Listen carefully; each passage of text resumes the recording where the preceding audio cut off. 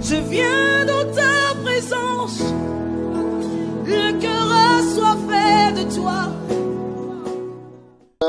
Je vous salue dans le beau et précieux nom de notre Seigneur et Sauveur Jésus-Christ. Nous bénissons encore nos bien-aimés de Triomphe TV qui nous donnent l'occasion de nous adresser à vous directement. Nous sommes encore dans la joie de partager avec vous la parole de Dieu ce matin.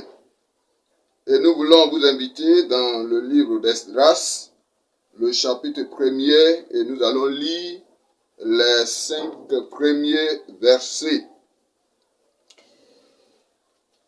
La première année de Cyrus, roi de Perse, afin que s'accomplisse la parole de l'Éternel, prononcée par la bouche de Jérémie, l'Éternel réveilla l'esprit de Cyrus, roi de Perse, qui fit faire de vive voix et par écrit une publication dans tout son royaume. Ainsi parle Cyrus, roi de Perse. L'Éternel, le Dieu des cieux, m'a donné les royaumes de la terre, et il m'a commandé de lui bâtir une maison à Jérusalem en Juda. Qui d'entre vous est de son peuple, que son Dieu soit avec lui, et qu'il monte à Jérusalem en Juda, et bâtisse la maison de l'Éternel, le Dieu d'Israël.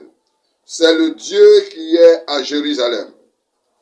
Dans tout lieu où séjournent les restes du peuple de l'Éternel, les gens du lieu leur donneront de l'argent, de l'or, des effets et du bétail, avec des offrandes volontaires pour la maison de Dieu qui est à Jérusalem.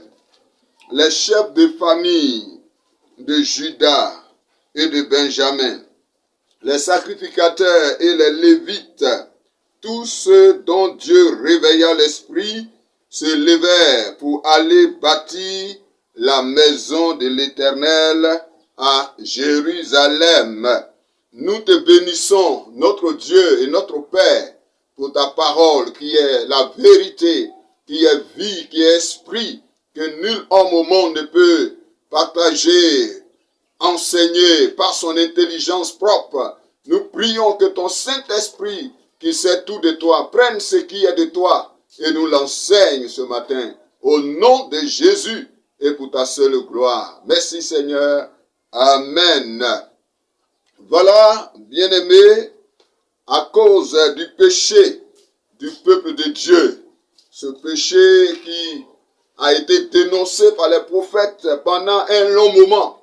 Alors le peuple de Dieu a persévéré dans le mal et cela a entraîné la dispersion du peuple de Dieu et le roi Cyrus, le roi Nebuchadnezzar, est venu et a fait chuter Juda et il a envoyé en captivité tous les bras valides qui étaient à Jérusalem et dans tout le royaume de Juda. Et là, arrivé en captivité, le peuple de Dieu a passé 70 années en captivité à Babylone. C'est après ces 70 années que la prophétie du prophète Jérémie, à son chapitre 25, le verset 10 à 11, va s'accomplir. Et Cyrus, roi de Perse, va faire de vive voix demander, annoncer la fin de la captivité et le retour au bercail du peuple de Dieu pour rebâtir la maison de l'Éternel.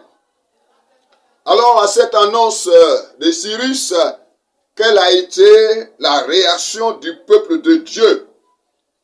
Bien-aimé, cette réaction du peuple de Dieu s'est située à 2 niveaux qui feront donc l'objet de notre méditation. Le peuple de Dieu, à cette annonce, a eu 2 attitudes. Il y a eu un premier groupe qui a été indifférent.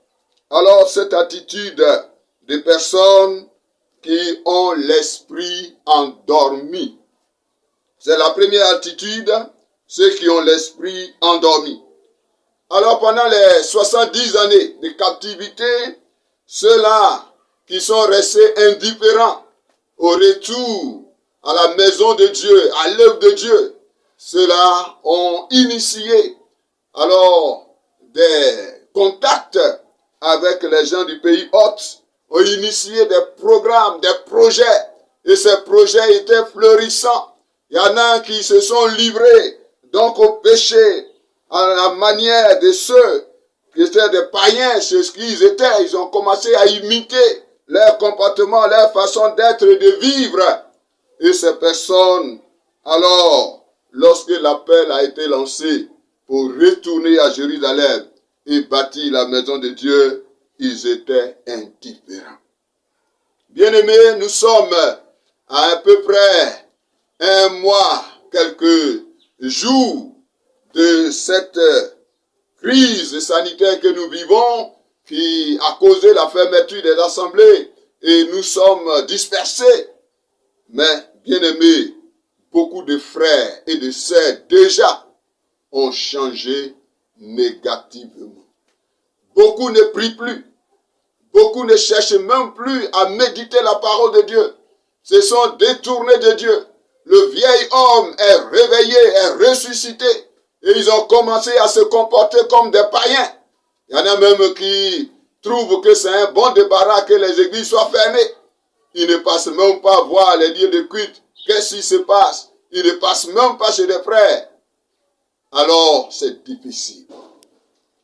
Bien-aimés, c'est l'attitude de ceux qui ont l'esprit endormi, de ceux-là qui, alors, se sont conformés au monde, alors qui n'étaient pas connectés avec Dieu. En ces temps que nous vivons, nous avons besoin d'être connectés avec Dieu. Nous avons besoin de nous approcher de Dieu. Nous avons besoin de renouer nos relations entre frères et sœurs. Et nous avons besoin de nous approcher donc de notre Dieu pour que nous ne soyons pas surpris. Bientôt la crise prendra fin. Retourneras-tu dans la maison de Dieu? Beaucoup se sont dispersés et sont allés loin de Dieu présentement. Et à la reprise, nous pensons que beaucoup de personnes, nous ne les reverrons plus dans la maison de Dieu. Et c'est pourquoi le Saint-Esprit t'interpelle maintenant. Amène de l'ordre dans ta vie à te ressaisir pendant qu'il est temps, afin que tu puisses te relever et permettre au Saint-Esprit de Dieu de réveiller ton esprit pour ne pas qu'il soit trop tard pour toi. Alors, Dieu t'interpelle. Il faut mettre de l'ordre dans ta vie. Quelle est ta relation avec Dieu? Comment tu vis ton intimité avec Dieu? Le Seigneur t'interpelle et il faut te ressaisir. La deuxième attitude est celle de ceux dont l'esprit était réveillé. La parole de Dieu dit, ceux dont l'esprit était réveillé sont retournés à Jérusalem pour bâtir la maison de l'Éternel. Les 70 années passées en Babylone n'ont pas entamé leur amour et leur zèle pour le service de Dieu, pour l'œuvre de Dieu. Ils sont restés intacts malgré les épreuves, les difficultés. Ils sont restés attachés à Dieu. Leur cœur était attaché à la maison de l'Éternel qui était à Jérusalem. Oui, les Juifs aimaient la maison de Dieu. Ils étaient attachés. Ça faisait partie de leur vie.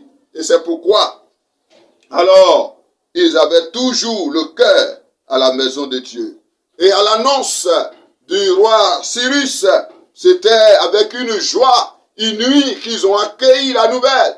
Et ils se sont donc précipités pour s'apprêter et retourner avec joie pour bâtir la maison de l'Éternel qui était à Jérusalem.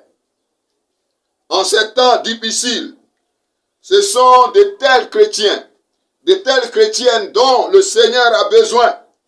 Ceux-là qui ont le cœur attaché à l'œuvre de Dieu, ceux dont la foi ne dépend pas des circonstances, dont la foi n'est pas changeante. Quand ça ne va pas, ils abandonnent Dieu. Quand ça va, ils reviennent au Seigneur. Non.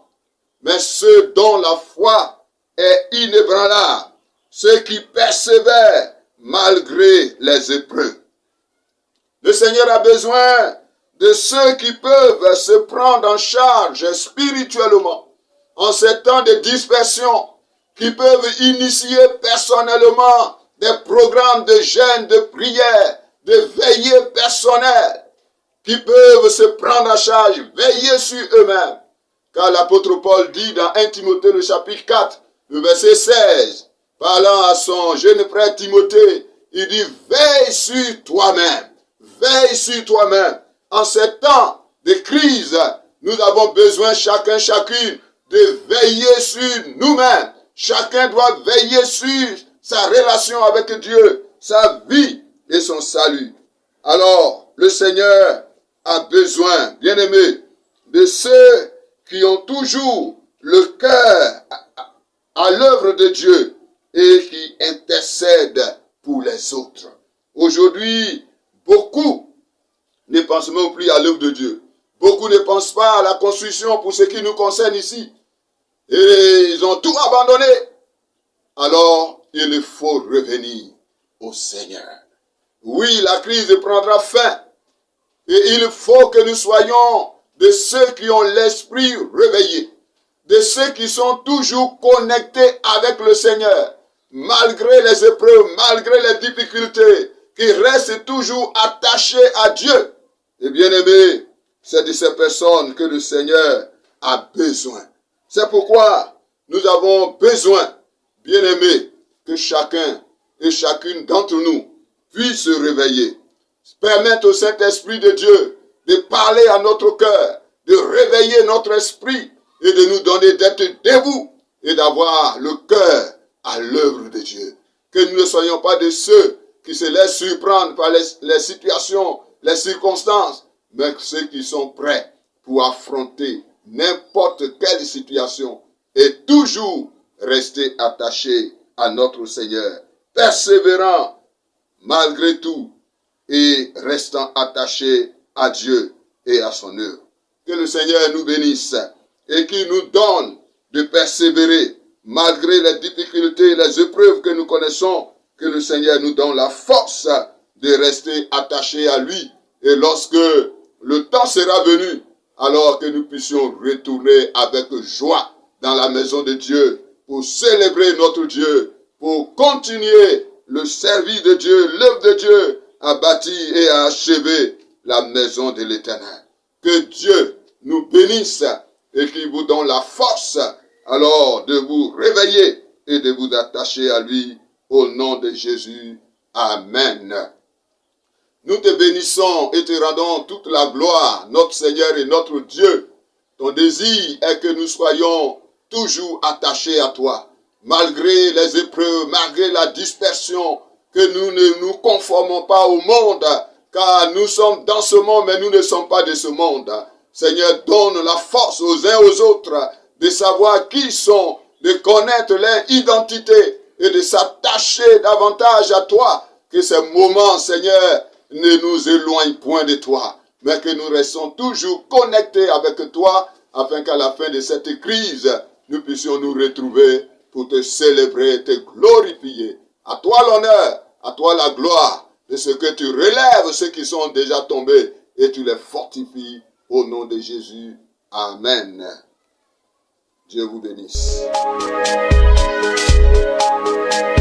On m'attend à toi.